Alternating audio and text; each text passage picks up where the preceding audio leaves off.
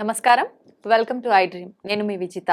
ప్రస్తుతం మనతో పాటు ఉన్నారు ప్రముఖ జ్యోతిష్య వాస్తు పండితులు, భారతీ శంకరాపీఠం వ్యవస్థాపకులు, బ్రహ్మశ్రీ అన్నవరపు తిరుపతి మూర్తి అవధాని గురుగారు మనతో పాటు ఉన్నారు. ఇప్పుడు గురుగారితో మాట్లాడి మనకున్న సందేహాలన్నింటినీ నివృత్తి చేసుకుందాం.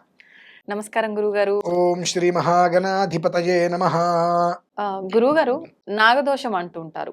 చాలా మంది పెద్దవాళ్ళు చెప్తూ ఉంటారు, నాగదోషం ఉన్న వాళ్ళకి వివాహం ఆలస్యం అవుతుంది. అదేవిధంగా సంతానం, ముఖ్యంగా వివాహం లేట్ అయినా సరే సంతానం విషయంలో మాత్రం చాలా ఇబ్బందులు కలుగుతాయి, అసలు అవ్వదు, చాలా ఆలస్యం అవుతుంది, ఇలా చెప్తూ ఉంటారు. నిజంగా వివాహానికి, సంతానానికి, నాగదోషానికి సంబంధం ఉందంటారా గురుగారు? తప్పకుండా. నమో అస్తు సర్పేభ్యో ఏ కేచ పృథివీమను ఏ అంతరిక్షే ఏ దివితేభ్యః సర్పేభ్యో నమః. ఎంతో కొంత నిజం లేకపోతే పెద్దవాళ్ళు అంటండి. అటువంటిది అంతా నిజమే అన్నమాట. అంతా నిజము కాబట్టే దాని యొక్క విధానం మనం ఇప్పుడు చూస్తున్నాం. నాగదోషం అంటాం కదా. అసలు నాగదోషం అంటే ఏంటి, అవి ఎన్ని విధానాలు ఉన్నాయి, అవి ఎలా ఆపాదిస్తే అనేటువంటిది కూడా మనం తెలుసుకోవాలి. ఆపాదించడం అంటే ఎలా మనకు ఆ దోషం వస్తుంది. Okay okay. ఇందులో కూడా రకాలు ఉంటాయా? 8 రకాల నాగదోషాలమ్మా. ఓకే. 8 రకాల నాగదోషాలు అసలు ఎలా మనకు వర్తిస్తాయి, జన్మతహాగా లేని దోషం మధ్యలో ఎలా వస్తుంది అనేటువంటిది కూడా మనం తెలుసుకోవాలి. స్త్రీకి నాగదోషం అనేటువంటిది ఆమె రజస్వల అయిన తర్వాత నుంచి వస్తుందమ్మా.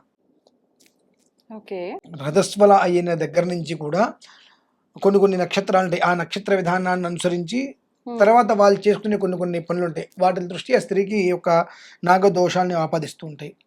ఈ వాటిలో కొన్ని పేర్లు అనంతుడు, వాసుకి, తక్షకుడు, శంఖపాలుడు, కుశుకుడు, పద్ముడు, మహాపద్ముడు అని ఇట్లా వాళ్ళు మొత్తం 8 మంది. 8 మంది కూడా 8 విధాలుగా బంధిస్తూ ఉంటారు, బాధిస్తూ ఉంటారు, తద్వారా బాధింపబడుతూ ఉంటారు. అది పురుషులైనా స్త్రీలైనమ్మా. ఇవి మామూలుగా మనము సాంసారిక జీవితం అనేటువంటిది చాలా అత్యంత రహస్యంగా ఉంటూ ఉంటుంది. ఇటువంటి పరిస్థితులలో 2 పాములు కలిసి ఉన్నప్పుడు చూడకూడదు. కానీ ఈ మధ్యకాలంలో టీవీలలో వాటిలో కూడా బాగా చూపించేస్తున్నారు. అంటే టీవీలలో కూడా చూడకూడదు. అసలు 2 పాములు కలిసి ఉన్నప్పుడు చూడకూడదండి. 2 పాములు కలిసి ఉన్నప్పుడు చూస్తే దాని యొక్క ప్రభావం చాలా దారుణంగా ఉంటుంది. అలానే త్రాచుపాము ఆడది, దానితో జతకట్టేటువంటిది మొగది, అది చాలా పిరికిది. కొంతమంది వాటిని చంపే పరిస్థితులు, కొట్టే పరిస్థితుల్లో మొగదాన్ని కొట్టేస్తారు, ఆడది వెళ్ళిపోతుంది, అది పగబడుతుంది. అలానే కొంతమంది పొట్టల్ని తీసేస్తూ ఉంటారు. ఎట్లా మా ఇంట్లో పొట్టొచ్చింది, నా స్థలంలో పొట్టొచ్చిందని. పాములు తిరిగేటువంటి చోట మన స్థలం కొనుక్కుంటాం, నా స్థలంలో అది పుట్టబెట్టింది అంటాం, తీసేస్తూ ఉంటాం. ఇదొక విధానం.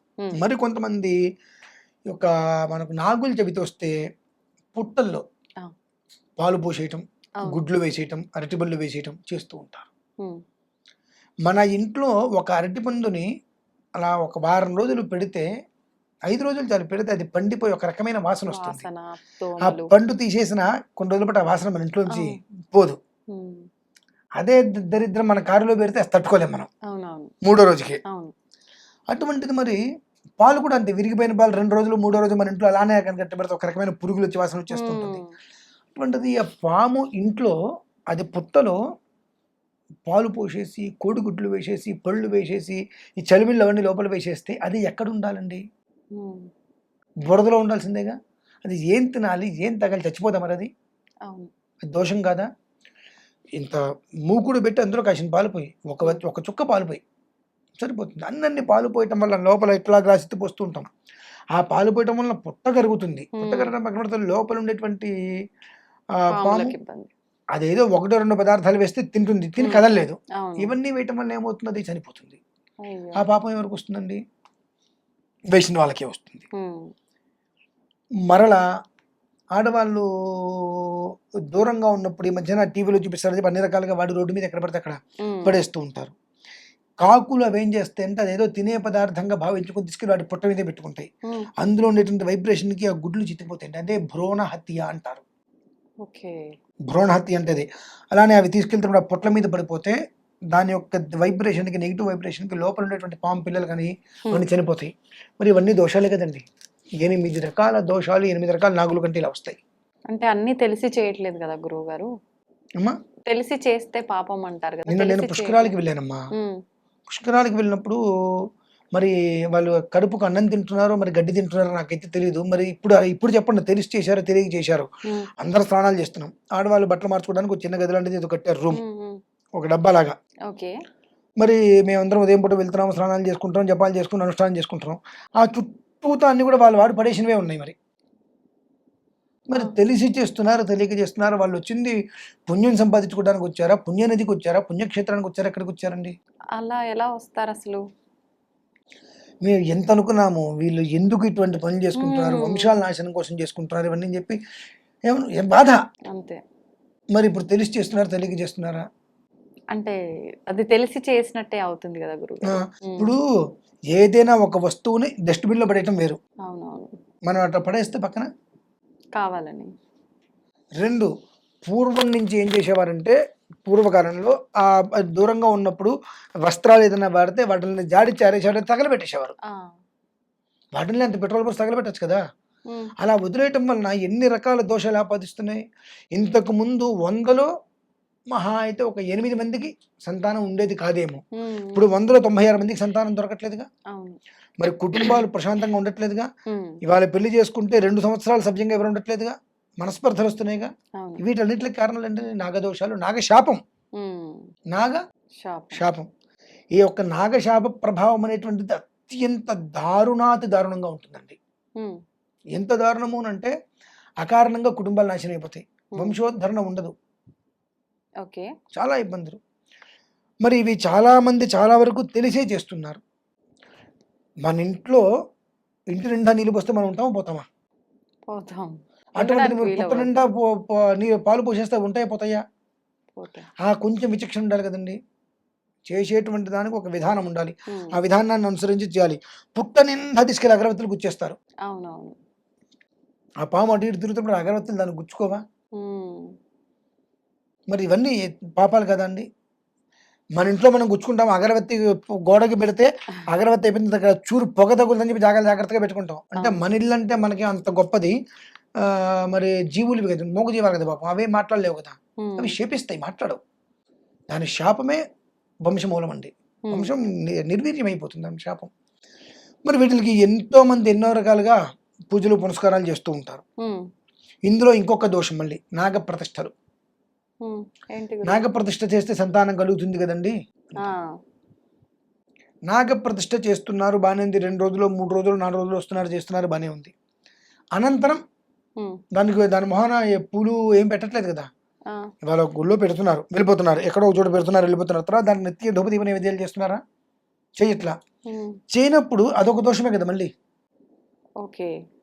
గర్భస్థ శిశువు గర్భం లోపల పిల్లవాడు ఉన్నప్పుడు ఆ పిల్లవాడి యొక్క ఆరోగ్యాన్ని దృష్టిలో ఉంచుకొని తల్లి చాలా జాగ్రత్తగా ఉంటుందిగా. హ్మ్. పిల్లవాడు బయటకొచ్చిన తర్వాత కూడా వాడికి పాలివ్వాలంటే చాలా జాగ్రత్తగా ఉంటుందిగా. అలానే నువ్వు ఒక విగ్రహాన్ని స్థాపించావు, అక్కడ యంత్ర ప్రతిష్ఠ చేశావు అంటే చాలా జాగ్రత్తగా చూసుకోవద్దు మరి. హ్మ్. చూసుకోవాలి. ఇది అంటే 8 రకాల నాగదోషాలకి 8 రకాల దుర్దోషాలు ఇవన్నీ. హ్మ్. వీటి వల్ల సంతానాలు కలగట్ల. ఎన్నో ప్రయత్నాలు చేస్తూ ఉంటాం. ఓకే. ఇంతకు ముందు కూడా ఒక వీడియోలో కూడా చెప్పా ఇదే విషయం. హ్మ్. హ్మ్. 26వ తారీఖు వైశాఖ బహుళ తృతీయ.